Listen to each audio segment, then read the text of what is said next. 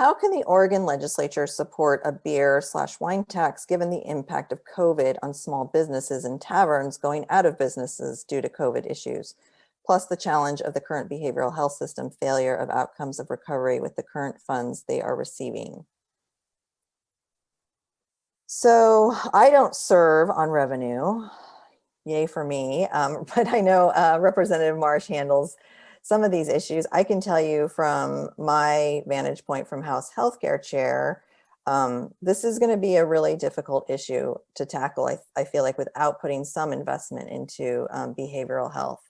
I know there's been some discussion about maybe doing some kind of employer fee for those employers who are large businesses, but whose employees end up on Medicaid and should otherwise actually provide healthcare for them. So doing something like that to maybe help direct some funds and revenues toward that, toward behavioral health. But yeah, the discussion around a beer and wine tax could be difficult this next session. And I'm just not sure what will be coming out of the governor's recommended budget or the legislature. And I don't know that a lot of work has gone into trying to move us to that point yet. So I'll let Representative Marsh answer as well. Yeah, I'll chime in just a little bit.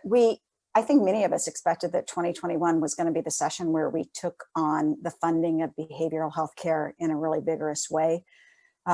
We've done a great job over the years with Oregon Health Plan. We've stabilized it. We found long-term funding for physical and the behavioral and dental services that are folded in.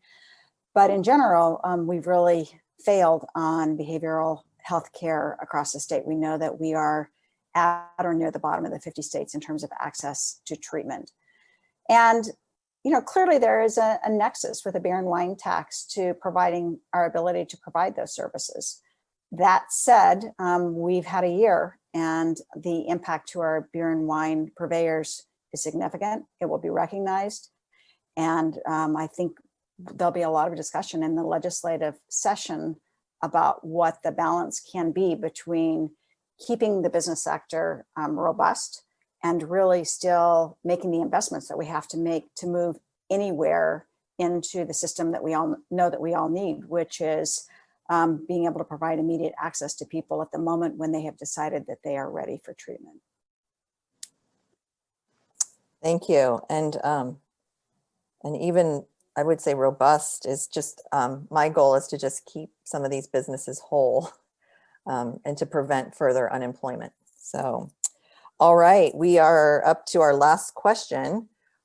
Why is it too hard for OHP members to get dental care? Why is it so hard to get dentists for Advantage Health?